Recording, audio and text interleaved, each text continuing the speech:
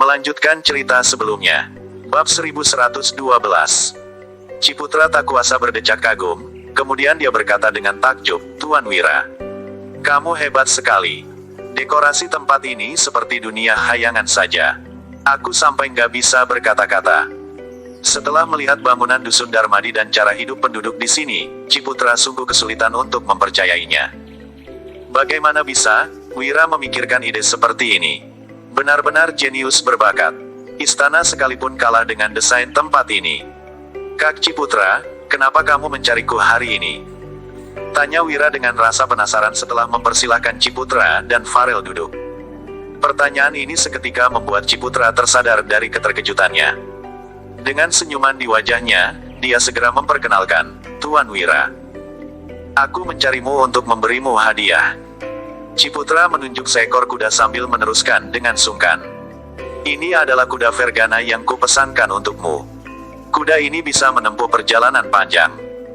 Kemudian, nada bicara Ciputra menjadi agak canggung. Dia merendahkan suaranya saat melanjutkan, "Hehe, semoga Tuan Wira menyukainya. Bagaimanapun kudaku ini nggak bisa dibandingkan dengan barang-barangmu yang ada di sini." Wira pun tersenyum seraya melambaikan tangannya dan menimpali, "Kuda Verhana memang kuda bagus, terima kasih Kak Ciputra." Wira mengambil talo kuda itu lalu mengikatnya di pintu. Dia berkata dengan sopan, "Karena kalian sudah datang, bagaimana kalau kita makan bersama?" "Boleh saja." "Terima kasih atas ajakannya," sahut Ciputra. Dia memang ingin mendekatkan diri dengan Wira sehingga buru-buru mengangguk dan mengiyakan. Keduanya mengikuti Wira ke halaman belakang. Dalam sekejap, semua makanan telah dihidangkan. Begitu mencium aroma wangi itu, Ciputra pun agak terkejut. Dia menarik nafas dalam-dalam, merasa dirinya tidak pernah mencium aroma masakan sewangi ini. Ciputra bergegas duduk di samping meja makan, lalu mengintip dengan penasaran. Dia mendapati sebuah panci aneh dengan minyak merah di dalamnya. Sementara itu, di sekelilingnya terdapat piring dengan aneka sayuran, daging, dan bakso. Ciputra tampak terkejut, lalu dia bertanya dengan penasaran, "Tuan Wira, hidangan apa ini?" "Ini namanya hotspot. Setelah mendidih, tinggal masukkan sayuran dan daging. Setelah matang kita bisa langsung memakannya," jelas Wira seraya tersenyum. Wira mengambil sebuah gulungan daging lalu memasukkannya ke panci untuk ditunjukkan kepada Ciputra. Ciputra pun tampak takjub. Dia mengambil peralatan makan dari tangan Wira. Dia lalui meniru tindakan Wira barusan dan mulai makan. Saat berikutnya, mata Ciputra sontak berbinar-binar. Dia mengangguk dengan penuh semangat sambil memuji, "Rasanya enak sekali, Wira, kamu itu memang cerdas." Wira terkekeh-kekeh dan menyahut, "Jangan terburu-buru memuji, masih ada yang lebih enak nanti." "Masih ada." Ciputra tak kuasa menelan air liurnya. Dia merasa perjalanannya ini tidak sia-sia karena dapat makan enak. Tidak berselang lama, barbeku dihidangkan di meja. Juga ada daging panggang, aromanya sungguh semerbak. Jantung Ciputra sontak berdetak kencang saat melihat daging yang ditusuk dengan bambu panjang. Mengapa benda ini terlihat sangat berbahaya? Seperti senjata rahasia. Namun Wira mengambilnya, dan menyodorkannya kepada Ciputra. Sembari tersenyum dia berkata, "Ini namanya barbeku, ayo dicoba." Bab 1113. Ciputra memandang tusuk bambu tersebut dengan ekspresi ragu. "Berbahaya. Ini terlalu berbahaya." Namun Farel yang duduk di sampingnya terlihat begitu santai. Dia sudah memakan barbeku sehingga tidak merasa aneh lagi. Tanpa ragu sedikit pun, dia langsung mengambilnya, dan mulai makannya. Melihat ini, Ciputra baru melonggarkan kewaspadaannya dan melahap barbeku tersebut. "Wah, lezat sekali." Ciputra tak kuasa memuji setelah memakannya. Senyuman memenuhi wajahnya. Dia menatap Wira lalu terkekeh dan berkata, "Hehe, Tuan Wira, bakatmu ini benar-benar langka. Kami sekeluarga benar-benar beruntung karena bisa mengenalmu." "Hahaha, pujianmu sudah berlebihan, Kak," sahut Wira yang menatap Ciputra dan menyerahkan sebuah paket kepadanya. "Apa ini?" tanya Ciputra dengan penasaran. Kemudian dia menemukan beberapa barang berbentuk kubus kecil yang dibungkus dengan kertas minyak. Kubus kecil itu tampak berwarna merah, juga ada banyak rempah di dalamnya, sehingga aromanya sangat wangi. Itu bahan dasar untuk bumbu hotspot, balas Wira sambil menunjuk hotpot yang sedang mendidih. Dia tersenyum dan menjelaskan. Setelah pulang, kamu bisa mencobanya dengan mengikuti caraku ini. Masukkan air dan bahan dasar ke panci, lalu siapkan daging dan sayuran yang diinginkan. Setelah mendidih, kalian sudah boleh mulai makan. Ciputra mendengarkan dengan seksama, kemudian dia segera menyerahkan bahan dasar itu kepada Farel dan berucap dengan sopan, "Tuan Wira, terima kasih banyak." "Hehehe, sama-sama. Nggak perlu sesungkan ini." Wira menyodorkan arak seraya meneruskan, "Anggap saja ini balasan hadiah dari kuda Vergan itu." Begitu mendengarnya jantung Ciputra sontak berdetak kencang. Balasan apa maksudnya? Jangan-jangan Wira tidak ingin berhutang budi pada orang lain, sehingga dia sengaja menyiapkan hadiah ini. Wira sangat cerdas, dia seharusnya sudah bisa menebak tujuan kedatangan mereka hari ini kan? Ciputra makin kehilangan kepercayaan diri setelah memikirkan ini. Dia tidak makan lagi, melainkan meletakkan peralatan makanannya dan bertatapan dengan Farel. Farel pun berhenti makan sama seperti kakaknya. Dia juga menatap Wira lekat-lekat. Melihat situasi ini, Wira segera bertanya dengan penasaran. "Kenapa kalian gak makan lagi? Nggak cocok dengan selera kalian ya?" "Nggak kok, justru rasanya sangat enak." Ciputra tersenyum, lalu menatap Wira dengan serius, sambil meneruskan dengan sungguh-sungguh, "Tuan Wira, sebenarnya kami datang karena ingin membahas hal penting denganmu." Begitu mendengarnya, Wira langsung bertanya balik, "Oh, ada masalah penting apa?" Bab 1114. Wira tahu bahwa anggota keluarga Barus pasti datang dengan tujuan tertentu. Apalagi dia sudah bisa menebaknya, itu sebabnya Wira sangat waspada. Tanpa merasa khawatir dalam hatinya, apalagi kebingungan, Ciputra memandang Wira lalu mengambil nafas dalam-dalam sebelum berkata, "Tuan Wira, keluarga Barus berharap kamu bisa turun dari gunung dan mengabdi kepada kerajaan Beluana." Ucapan ini dilontarkan secara tegas. Jelas, Ciputra benar-benar berharap Wira bisa dapat mengabdi pada kerajaan Beluana. Bagaimanapun, kemampuan dan bakat pemuda ini dikenal di seluruh dunia. Ciputra menambahkan, "Tuan Wira, meskipun keluarga Barus baru saja mendirikan negara, harap percayalah pada tekad kami, kalau kamu bisa bergabung dengan pemerintahan. Keluarga Barus pasti akan hidup dan mati bersamamu, juga melindungi keluargamu dari generasi ke generasi. Selain itu, penduduk di Dusun Darmadi juga akan mendapatkan perlakuan istimewa, kelak. Keturunan mereka akan selalu dilindungi dan diperlakukan dengan baik oleh Raja. Aku sudah mendiskusikan jabatanmu dengan ayahku yaitu Perdana Menteri Kerajaan Beluana. Hanya akan memiliki satu Perdana Menteri dan itu adalah kamu. Bagaimana?" tanya Ciputra. Pria itu langsung menyatakan maksudnya tanpa basa-basi. Sikapnya terlihat sangat serius, bahkan Farel yang mendengar perkataan kakaknya pun tertegun. Perlu diketahui, bahwa wanita itu tidak mengetahui hal ini sebelumnya. Meskipun merekrut Wira adalah langkah yang harus diambil keluarganya, nyatanya pria itu tidak suka direkrut. Farel tahu jelas bahwa Wira lebih suka menjalani kehidupan secara santai dan bebas. Jika tidak, Wira pasti sudah menjadi menteri di kerajaan Nuala sejak lama. Hanya saja, kakak dan ayahnya benar-benar lugas.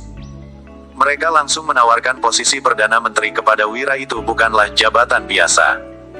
Ketiga wanita di belakang Wira juga lumayan terkejut. Perdana Menteri adalah kepala dari semua pejabat. Dengan kata lain, Wira akan bertanggung jawab atas semua menteri. Ini adalah jabatan yang sangat tinggi. Keluarga Barus bisa-bisanya menunjukkan ketulusan seperti ini. Itu sungguh di luar dugaan. Wira sendiri juga agak terkejut, dia segera berkata, "Kak Ciputra, terima kasih banyak atas tawaran ini. Kamu nggak usah berterima kasih. Meskipun kita baru pertama kali bertemu, ini bukan kali pertama aku bekerja sama dengan keluarga Barus, apalagi kita memiliki minat yang sama dan begitu banyak kecocokan.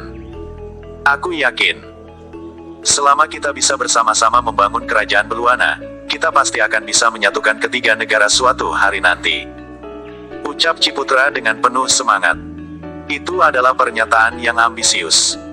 Pria ini memiliki tekad yang berani. Wira tentu dapat memahami maksudnya. Dia tahu jelas bahwa Ciputra sama sekali tidak menipunya ataupun berbicara omong kosong. Hanya saja, Wira tidak ingin terlibat dalam urusan negara manapun. Dia tidak memiliki keinginan untuk tunduk. Sebab itu akan sangat melelahkan. Bukankah menjalani kehidupan seperti sekarang ini sangat baik? Wira menikmati hidupnya dengan bahagia dan memiliki kebebasan. Dia tidak pernah kelaparan, juga ditemani oleh ketiga istrinya yang cantik. Bagi Wira, ini sudah merupakan hal yang paling memuaskan di dunia ini. Mengenai jabatan Perdana Menteri itu benar-benar membosankan. Apalagi, ketiga negara itu sedang terlibat dalam konflik. Jika Wira ikut-ikutan dan ketiga negara itu berperang, hidupnya pasti akan tidak pernah tenang lagi selamanya. Kak Ciputra, mungkin Farel sudah pernah memberitahumu. Aku paling gak suka menjadi pejabat. Aku terbiasa hidup bebas. Apalagi aku sangat suka uang. Aku paling suka mencari uang sendiri. Selain itu, aku nggak memiliki kualifikasi yang cukup untuk menjadi Perdana Menteri. Jadi, terima kasih atas niat baikmu. Tolak Wira secara langsung. Begitu mendengar perkataan Wira, Ciputra terlihat sangat panik. Dia bergegas berkata, "Tuan Wira, aku tahu, tapi jabatan ini sangat penting. Apalagi kamu berada di kerajaan Beluana. Sekarang kita adalah satu keluarga, situasi di luar sana sangat kacau, ada kerajaan Ahola dan kerajaan Nuala, bukan hanya itu, masih ada kerajaan Agrel yang selalu mengintai. Jadi Tuan Wira, kuharap kamu bisa membantu. Bukan hanya demi keluarga Barus tapi juga demi kebangkitan dunia ini dan kesejahteraan umat manusia." Ucap Ciputra yang masih belum menyerah, dia terus berusaha untuk meyakinkan Wira. Akan tetapi, Wira malah berkata ke Ciputra, "Di dunia yang luas ini, ada begitu banyak masalah yang nggak bisa diatasi oleh satu orang. Aku mungkin orang yang sombong. Tapi perputaran dunia memang sudah takdir. Jadi mana mungkin bisa dilawan dengan kekuatan manusia." Kemudian Wira menambahkan, "Pembagian tiga negara mungkin akan berlangsung untuk waktu yang lama, kekacauan memang sering kali terjadi. Setelah periode yang tidak stabil. Itu sebabnya, Kak Ciputra, siapapun yang menjadi Perdana Menteri, sama sekali nggak penting. Yang penting adalah jalan apa yang akan diambil oleh keluarga baru selanjutnya." Wira pun menghela nafas, dan hanya bisa segera mengubah topik pembicaraan. Bab 1115. Ciputra langsung mengerti bahwa Wira tidak setuju. Setelah mendengar ucapan itu, dia menarik nafas dalam-dalam dan berpikir keras sejenak sebelum berkata, "Tuan Wira, karena kamu gak tertarik dengan posisi Perdana Menteri, bagaimana kalau bisnis?" Ciputra ingin berbisnis dengan Wira, sebab semua barang milik Wira bukanlah barang biasa. Yang paling penting lagi adalah semua senjatanya sangat mematikan. Boleh saja kalau mau berbisnis. Silahkan katakan saja apa mau Tuan Ciputra, ujar Wira dengan gembira. "Tuan Wira, aku dengar kamu punya sebuah senjata rahasia yang bisa meledak dan membunuh banyak musuh dalam waktu singkat. Kerajaan Agrel, Monoma dan keluarga Juanto, semua kalah di bawah serangan senjata ini. Keluarga Barus ingin membeli senjata ini darimu. Kami mau membeli seberapa banyak pun yang kamu punya, bagaimana?" usul Ciputra. Tentu saja hal ini sangat wajar. Senjata milik Wira telah melampaui semua teknologi mutakhir di dunia ini dan merupakan senjata mematikan sesungguhnya. Hanya saja, Wira tidak ingin menjual senjata ini kepadanya. Pasalnya, senjata ini bukan teknologi di zaman ini dan pasti akan mengacaukan tempo sejarah di dunia ini. Wira menciptakan senjata itu hanya untuk melindungi diri. Namun, mereka pasti akan menggunakan senjata ini untuk membuat umat manusia menderita. "Maaf Tuan Ciputra, aku tidak bisa menjual benda itu pada Anda." "Bukan hanya Anda, aku tidak akan menjualnya pada siapapun. Senjata ini terlalu mematikan. Aku takut akan membuat umat manusia menderita. Tenang saja. Aku tidak akan menjualnya padamu, tentu juga tidak akan menjualnya pada kerajaan Nuala. Selain itu aku tidak akan menggunakan senjata ini selama keluarga Barus tidak menyerangku." Ucap Wira yang bisa menebak kekhawatiran Ciputra. Mendengarnya, Ciputra tentu merasa kecewa. Hal yang paling ingin dilakukannya hari ini adalah mendapatkan benda ini. Selama bisa mendapatkan senjata ini, mereka akan menjadi sangat kuat. Ini adalah kunci terpenting untuk menenangkan peperangan. Kalau begitu, aku juga nggak akan memaksa. Selain benda itu, bagaimana dengan barang dagangan lainnya? Tanya Ciputra tiba-tiba. Gula pasir dan benda lainnya yang dibuat Wira juga sangat terkenal. Wira tersenyum mendengar pertanyaan tersebut. Kalau barang kebutuhan sehari-hari tentu saja boleh bekerja sama, aku bisa mendirikan toko di berbagai provinsi kerajaan Ahola dan membayar pajak. Ini adalah hal yang sangat wajar. Keluarga Barus bisa mengakui, barang dagangan Wira dan melindungi bisnisnya tentu saja membuat kita sangat praktis. Meskipun keuntungannya mungkin akan sedikit berkurang, setidaknya dia bisa lebih mudah dalam merintis bisnisnya. Tentu saja ini bukan hal buruk bagi Wira. Mendengar perkataan Wira, Ciputra tentu sangat gembira. Hahaha. Tuan Wira, akhirnya ada kerjasama juga denganmu. Kalau nggak aku benar-benar frustasi, ujar Ciputra sambil tertawa. Wira juga tertawa mendengar penuturan Ciputra. Selain menghasilkan uang, aku nggak terlalu tertarik dengan hal lainnya. Semoga Tuan Ciputra jangan keberatan. Ciputra langsung melambaikan tangannya pertanda dia tidak keberatan. Tuan Wira, aku masih ada hal-hal lain yang ingin kutanyakan. Bab 1116. Ciputra memandang Wira dengan ekspresi serius. Ini membuat Wira termangu sejenak. Hal apa yang ingin ditanyakan Ciputra dilihat dari ekspresinya, sepertinya ini adalah masalah serius, silakan katakan Tuan Ciputra. Ujar Wira dengan lugas. Setelah mendapatkan persetujuan Wira, Ciputra menarik nafas dan berkata, Tuan Wira, aku tahu kamu punya bakat yang luar biasa dan mahir dalam mengurus pemerintahan. Aku ingin bertanya, bagaimana caranya bisa membuat sebuah negara kaya raya? Misalnya saja, seperti kerajaan Beluana, sekarang kalau kamu bisa melakukannya negara ini pasti aman dan tentram. Semua orang terkejut mendengar pertanyaannya. Ketiga wanita yang berada di dekat Wira tak menyangka Ciputra akan menanyakan hal ini. Perlu diketahui, Ciputra adalah putra mahkota kerajaan Beluana saat ini. Dia bisa datang untuk menanyakan hal ini pada Wira menandakan bahwa dia sangat percaya pada Wira. Sementara itu, Farel juga memandang Wira karena penasaran apa yang akan dijawab oleh pria itu. Wira telah memberikan strategi yang sangat luar biasa kepada kerajaan Nuala. Sayangnya saat itu Raja Bakir tidak memahami niat baiknya dan menolak ideologi tersebut. Jika Sigra sampai tahu hal ini, dia pasti akan menertawakan Ciputra. Ciputra meminta saran dari Wira saat ini juga pasti karena mengingat strategi yang diberikan Wira sebelumnya kepada kerajaan Nuala. Di sisi lain, Wira hanya tersenyum mendengar pertanyaan Ciputra. Wira tentu punya strategi untuk mengatur negara, dan tentu saja ini bukan ide Wira sendiri. Setelah mengalami perubahan selama bertahun-tahun, telah banyak wawasan yang signifikan dalam zaman modern. Kalau begitu, aku akan terus terang. Tuan Ciputra, aku nggak bermaksud mencampuri kekuasaan negara, aku hanya mengungkapkan apa yang telah kupikirkan. Ujar Wira. Ciputra mengangguk, setelah mendengar ucapannya. Karena aku yang bertanya pada Tuan Wira, berarti aku berharap Tuan Wira bisa terus terang. Tenang saja, hatiku nggak sepicik itu. Anda bisa katakan saja terus terang, balas Ciputra. Selain itu, Wira hanya menarik nafas lalu melanjutkan. Kalau begitu, kita mulai dari beberapa aspek. Pertama adalah pendidikan. Semua orang langsung tertarik mendengar jawaban Wira. Pendidikan adalah aspek utama untuk mengembangkan suatu negara.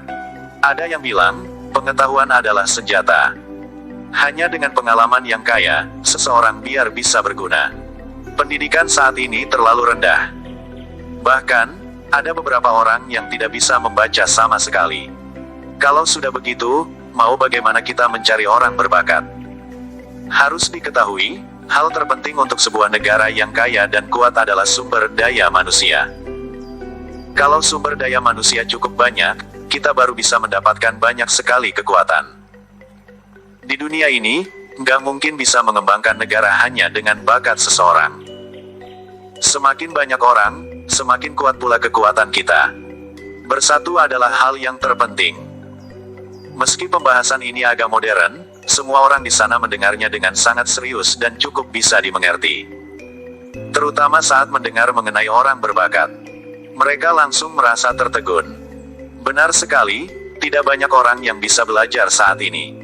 Sebagian besar hanya dari kalangan orang kaya. Sementara orang miskin tidak ada kesempatan untuk bersekolah sama sekali. Perkataan Tuan Wira benar-benar membuatku terkesima. Silakan dilanjutkan, balas Ciputra yang juga merasa tersentuh. Wira tersenyum sekilas, lalu melanjutkan. Semua orang seharusnya memiliki kesempatan yang sama untuk menuntut ilmu tanpa membeda-bedakan gender. Aku mengerti, kalian merasa sulit menerima hal ini. Tapi aku harus ingatkan, bahwa tidak semua pekerjaan bisa dilakukan dengan baik oleh pria. Sebaliknya, ada beberapa pekerjaan yang lebih baik hasilnya kalau dikerjakan oleh wanita. Semua orang tetap tidak bisa mengerti maksud ucapan Wira. Aku berikan contoh saja. Wanita memang lebih lemah, tapi sangat teliti. Misalnya, di sini saja semua arus kas ditangani oleh ketiga istriku. Aku yakin, bahkan aku juga akan kalah bila aku sendiri yang kerjakan semua ini. Juga hasilnya belum tentu sebaik yang mereka kerjakan. Bab 1117. Aku mengatakan hal ini secara garis besarnya saja, tentu ada juga pria yang sifat alaminya teliti seperti wanita. Tapi itu hanya sebagian kecil saja. Masalah akuntansi ini harus dikerjakan pelan-pelan, tidak bisa diburu waktu. Setelah mendengar contoh yang diberikan Wira, semua orang baru mengerti dan mengangguk, memang benar yang dikatakannya. Wanita memang lebih teliti daripada laki-laki. Yang ingin kukatakan adalah, wanita juga seharusnya bisa menulis dan membaca. Jangan merasa, bahwa wanita yang tidak berpendidikan itu lebih loyal dalam rumah tangga. Itu adalah kesalahan besar. Jadi, baik pria maupun wanita harus setara dalam menuntut ilmu. Wanita juga harus bisa membaca dan menulis. Selain itu, pendidikan harus dilakukan secara umum agar semua orang bisa belajar secara gratis. Negara harus mengeluarkan dana untuk mendirikan sekolah dan mempekerjakan guru agar anak-anak bisa belajar. Tiba saatnya, akan lebih banyak orang yang mengikuti ujian negara dan kita bisa mendapatkan bakat yang paling unggul di antara sekian banyaknya kandidat. Ucapan Wira ini membuat Ciputra tertegun, kalau benar-benar begitu. Bukankah semua orang di negara ini akan berpendidikan? Dengan begitu memang akan muncul lebih banyak orang berbakat. Perkataan Tuan Wira ini benar-benar seru. Ujar Ciputra dengan mata berbinar. Tuan Wira, nasihatmu ini bahkan lebih berwawasan daripada belajar 10 tahun. Bahkan mungkin saja kita tidak akan pernah memikirkan hal ini seumur hidup belajar gratis. Dan pendidikan untuk wanita, dua hal ini menjadi masalah terbesar di zaman ini. Apalagi butuh biaya besar untuk mewujudkan hal ini. Mendirikan sekolah dan memperkerjakan guru terkenal saja sudah butuh banyak sekali dana, namun ini adalah ide yang bagus. Tuan Wira, apakah masih ada ide lain? Mohon katakan saja. Ciputra berdiri sambil hormat terhadap Wira. Setelah mendengar ide Wira tadi, dia menjadi semakin kagum terhadap pria ini. Wira hanya tersenyum dan melambaikan tangannya. Enggak semua yang kukatakan itu benar. Aku hanya merasa pria dan wanita itu seharusnya punya kesempatan yang sama.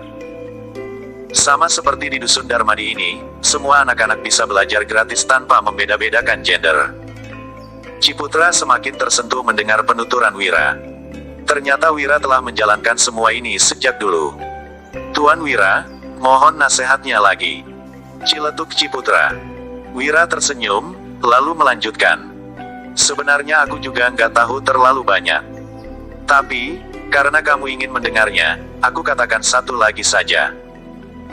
Yaitu dengan membuka pasar secara luas, menerapkan pengawasan, membuat bisnis berkembang pesat, sehingga setiap orang memiliki kesempatan untuk menghasilkan uang. Ciputra agak bingung mendengar perkataan ini.